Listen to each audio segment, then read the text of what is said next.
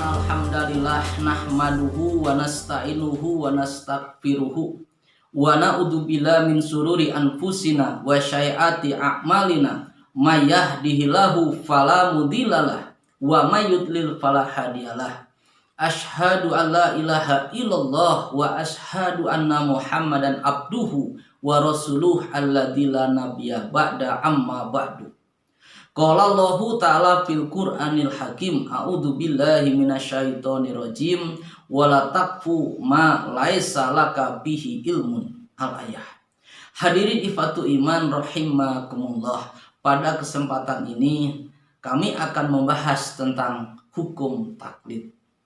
Untuk mengetahui dengan jelas bagaimanakah hukum taklid, mari kita pelajari dan mari kita lihat apa sesungguhnya yang dimaksud dengan taklid.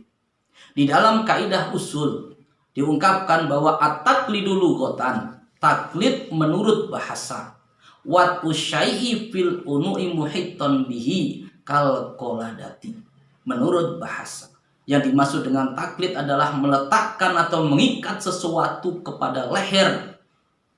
Kemudian muhitton bihi yang tujuannya adalah untuk melingkarkan atau menundukkannya kal qoladati seperti qoladah. Artinya orang yang taklid adalah orang yang sudah diikat lehernya, yang tujuannya adalah supaya menurut dan tunduk kemana dia dibawa dan kemana dia diajak, tanpa ada pemikiran, tanpa ada dia itu mengetahui benar atau salahnya. Bagaikan digambarkan seperti kal qoladati, qoladah. Ini juga yang diungkapkan Allah dalam Al-Quran. Ya ayyuhalladzina amanu, hei orang-orang yang beriman, la tuhillu sya'airallah, janganlah kamu melanggar syiar-syiar Allah, wala syahrul haram, dan juga jangan kamu melanggar bulan yang diharamkan Allah, walal hadya, dan juga jangan kamu mengganggu binatang hadyu, walal qolaida, dan juga kamu jangan mengganggu binatang qolaidah.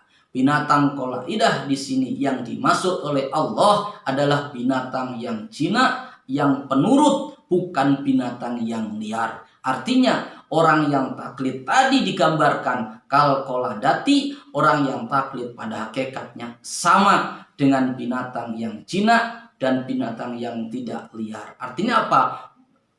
Binatang yang menurut atau orang yang menurut. Sedangkan menurut istilah bahwa yang dinamakan dengan taklid adalah itba'ul qaulil ghairi bila hujatin. Yang dimaksud dengan taklid adalah mengikuti pendapat orang yang lain bila hujatin, dengan tanpa mengetahui hujah atau dalilnya. Ini adalah pengertian dari taklid. Maka pantas, alangkah sangat berbahayanya taklid itu, karena pada hakikatnya orang yang mengajak taklid pada hakikatnya orang yang telah menutupi kepada orang tersebut hidayah dan kebenaran terhadap orang tersebut, sehingga orang tersebut tidak akan mampu untuk berpikir, sehingga orang tersebut tidak akan mampu untuk menerima hidayah. Bisanya hanya menurut dan mengikuti apa yang mereka ikuti saja. Oleh karena itu Allah SWT mengancam dalam Al-Quran, wala taqfu ma laisa laka bihi ilmun. Janganlah kamu mengikuti apa yang kamu tidak mengetahui ilmunya. Kenapa? Inna sam'a wal basara wal fuada kullu ulaika kana anhu mas'ulan. Karena sesungguhnya pada hakikatnya nanti kamu di yaumul qiyamah, pendengaran kamu, penglihatan kamu, dan hati kamu pun seluruhnya akan ditanya oleh Allah Subhanahu wa taala. Dan di dalam tafsir diterangkan, ini menjadikan satu catatan yang terpenting, bahwa pada hakikatnya apa? Innama yakunu bi isyaratil jawarihi, bahwa sesungguhnya dalam ayat itu Allah menunjukkan jawarihil, yaitu anggota badan, yaitu ada isyarat. Ada isyarat apa? Bahwa tujuan Allah menciptakan anggota badan adalah untuk menerima hidayah. Seperti juga yang diungkapkan di dalam kitab Ibnu Katsir, Hayatul Adoi Tarinal bitolabil ilmi, bahwa sesungguhnya keadaan anggota badan yang diciptakan Allah itu adalah tujuannya untuk mencari ilmu atau mencari hidayah. Maka ketika orang diciptakan tangan, diciptakan mata. Ini tidak ada lain adalah Allah untuk menyambungkan supaya orang itu tujuannya menerima hidayah. Jadi tidak ada atau tidak berhak selama orang mempunyai panca indera untuk melakukan yang taklid. Karena gunanya panca indera adalah untuk menerima hidayah. Maka Rasulullah SAW sendiri bersabda dan menegaskan, taroktu fikum amroini, aku tinggalkan pada kalian itu dua perkara, lantadilu, kamu selamanya tidak akan sesat, mata masaktum bihima, selama kamu mau berpegang kepada dua perkara tersebut. Apa? Kitabullahi wa sunnata Rasulillah SAW, yaitu kitab Allah dan sunnah Rasulullah SAW. Ini menjadikan satu pegangan bahwa yang berpegang teguh, yang orang yang dia itu tidak menyesatkan adalah orang yang berpegang, yang tidak sesat adalah orang yang berpegang pada kitab Allah dan sunnah Rasulullah.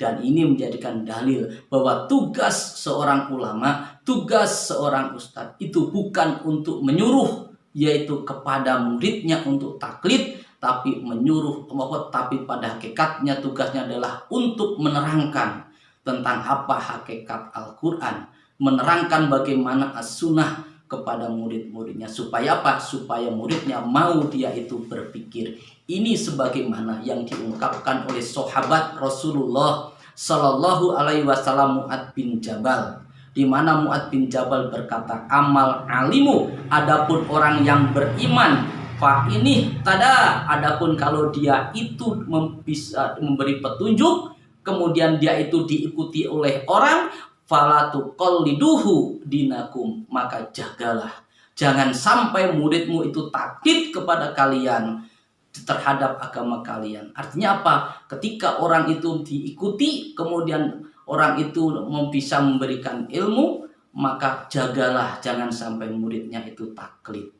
Maka di sini sahabat Rasulullah Ali bin Abi Thalib pun juga berkata, undur makola wala tandur mankola. Perhatikanlah apa yang dibicarakan dan jangan memperhatikan orang yang berbicara.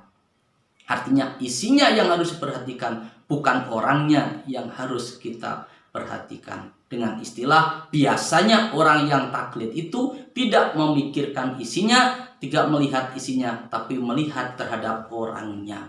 Maka pantas di antara seluruh pendapat itulah para imam pun juga berkata, seperti Imam Ahmad, dia menyatakan, walatu qalid dinakum hadan, awas kamu jangan sekali-sekali melakukan taklid.